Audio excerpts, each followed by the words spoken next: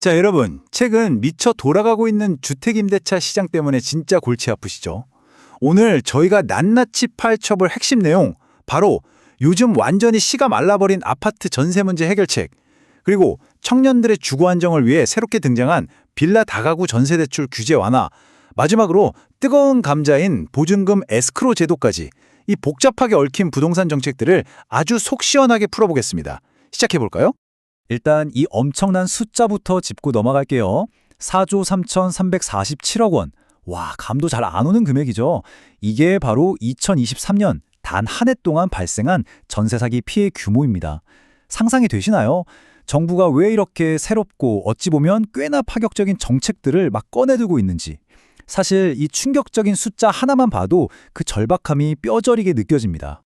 그러니까 그 피 같은 보증금을 한순간에 날릴지도 모른다는 세입자들의 공포심, 이거 너무 당연한 거잖아요. 그래서 요즘 시장에서는 아주 근본적인 질문이 나오고 있어요. 수십 년 동안 대한민국 주거시장의 든든한 사다리 역할을 해왔던 이 독특한 전세라는 제도가 정말 이제 유통기한이 다 끝나가는 걸까? 하고요. 오늘 객관적인 데이터들을 통해서 이 무거운 질문에 대한 답을 같이 한번 찾아보겠습니다. 오늘 살펴볼 전체 흐름을 짧게 훑어볼게요. 첫 번째로 끝없는 전세 사기와 빌라 포비아 현상 짚어보고요. 두 번째, 구원투수로 등판한 전세 에스크로 제도. 세 번째, KDI의 혼합보증 절충안. 네 번째, 대출 규제 완화와 청년 지원. 그리고 마지막으로 전세 소멸에 대한 남은 과제들까지 순서대로 빠르게 가보겠습니다. 자, 그럼 첫 번째 내용, 끝없는 전세 사기와 빌라 포비아부터 들어가 보겠습니다. 이 그래프 추이를 한번 보세요. 피해 규모가 정말 말도 안 되게 뛰고 있거든요.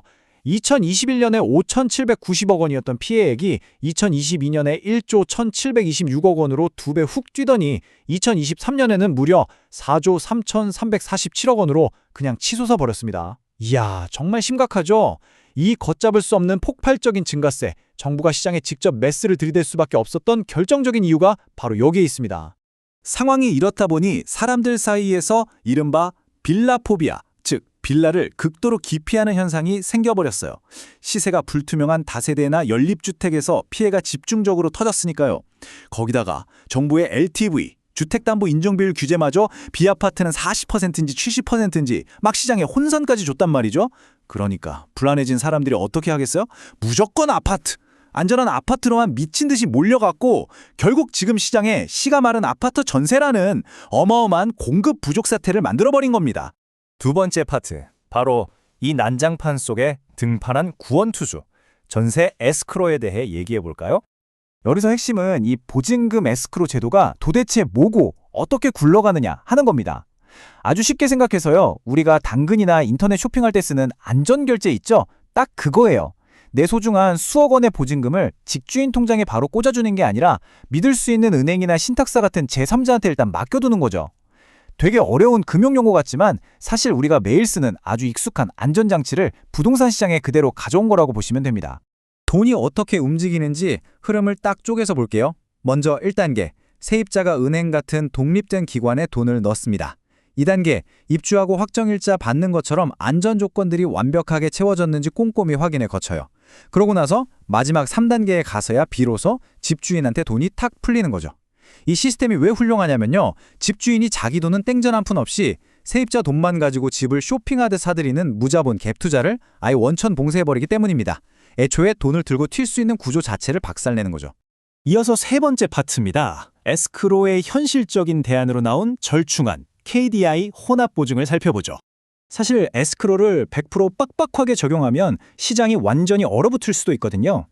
그래서 한국개발연구원 KDI가 아주 기가 막힌 절충안을 하나 내놨습니다. 이게 세입자 보호랑 집주인의 자금 융통 사이에서 밸런스를 기가 막히게 잡아요. 지금은 HUG가 조건만 맞으면 보증금 전액을 다 보증해 주잖아요.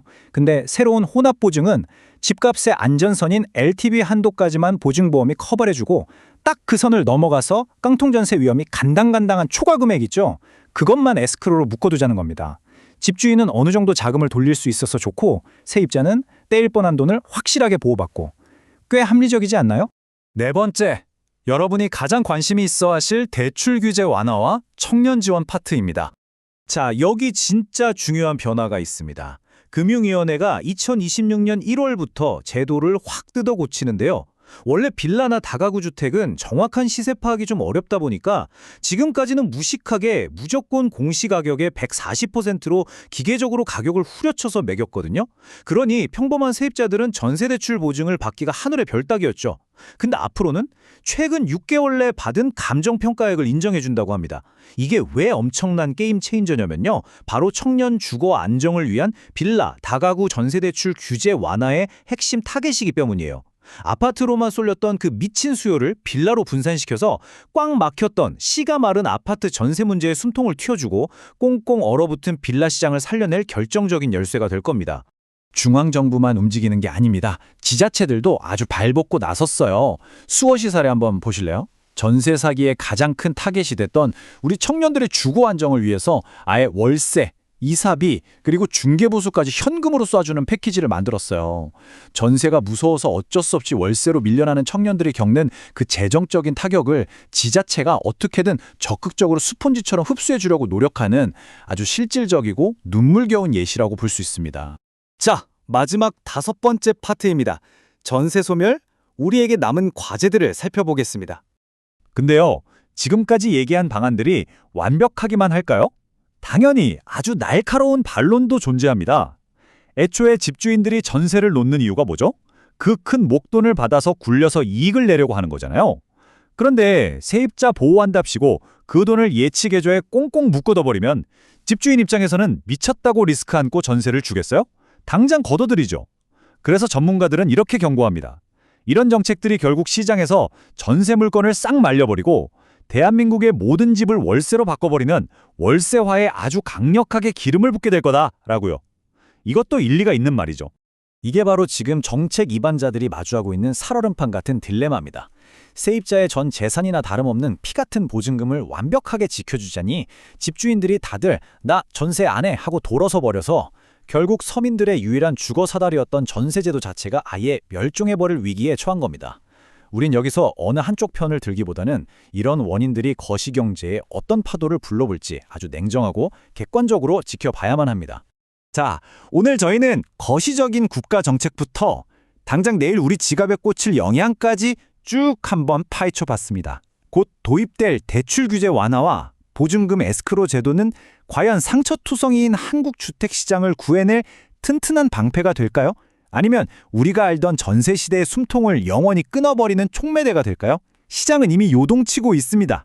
이 거대한 변화의 물결 속에서 여러분이 다음번 조심스레 서명하게 될 그 임대차 계약서가 어쩌면 이 거대한 질문에 대한 가장 확실하고 개인적인 대담이 될지도 모르겠습니다. 오늘 준비한 내용은 여기까지입니다.